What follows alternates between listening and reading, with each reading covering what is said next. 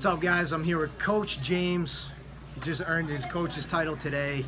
And the way that you do that in this academy is you just give. You give of yourself, you give of your time, you shadow the instructors, you become an apprentice on the mat.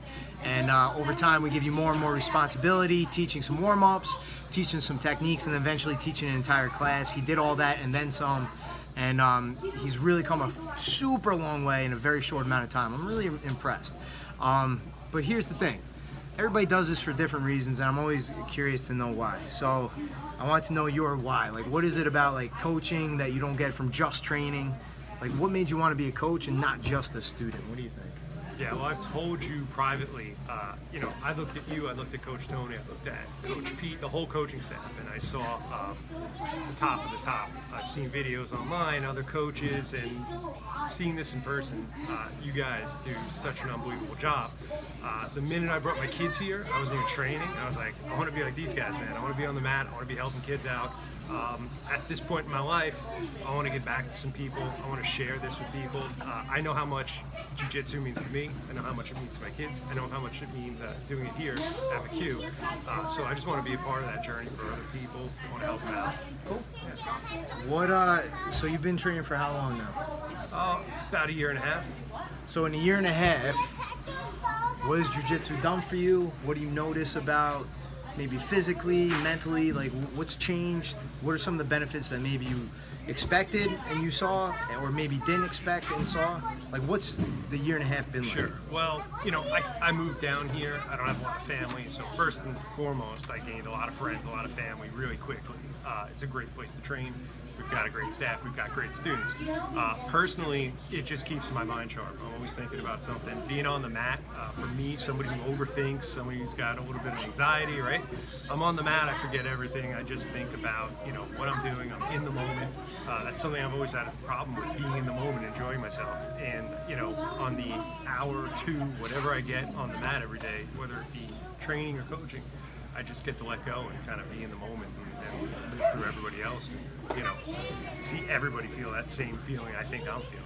Yeah. So we talked about it tonight, like the idea of adopting responsibility, and that Jordan Peterson talks about this a lot. I did not invent it, but the more responsibility that you could take on, and the idea is you should take on as much responsibility as you can personally shoulder.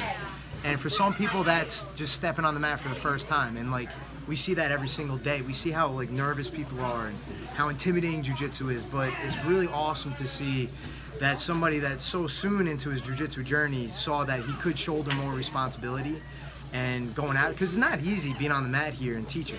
We have a pretty structured environment, and we have the bar set really high for instructors.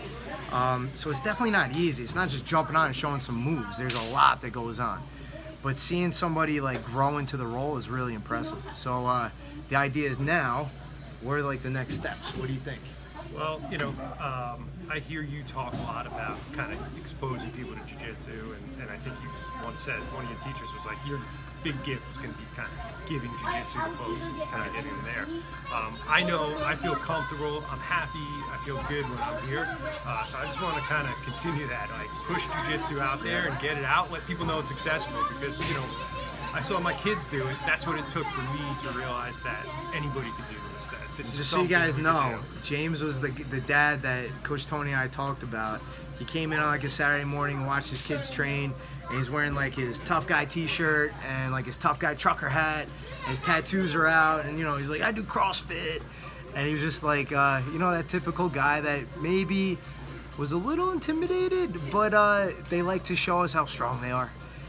But we knew just looking at him, this guy's gonna be on the mat in no time. It took what, 2-3 weeks? Maybe a month or so, just because I was healing up. But I knew it. I mean, I saw it. I saw what went on in the kids' classes. First off, I was like, I want to be in that class.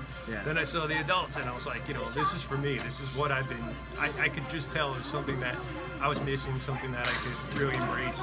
And as a dad, as a person, just do with my kids, be involved, and I don't know. I haven't looked back. I love it, and I can't wait to see what the future holds. So. Awesome. So let's see the black gi, man. There it is. So when you become an instructor here, you earn the coach's title and you get to wear black gi. Only instructors get to wear black gis here. And call it archaic, call it traditional, call it like stuffy, whatever you want. It carries weight and it deserves it. Because our instructors here give so much back. They give so much back. And James definitely earned it. So when you guys see Coach James, it's Coach James.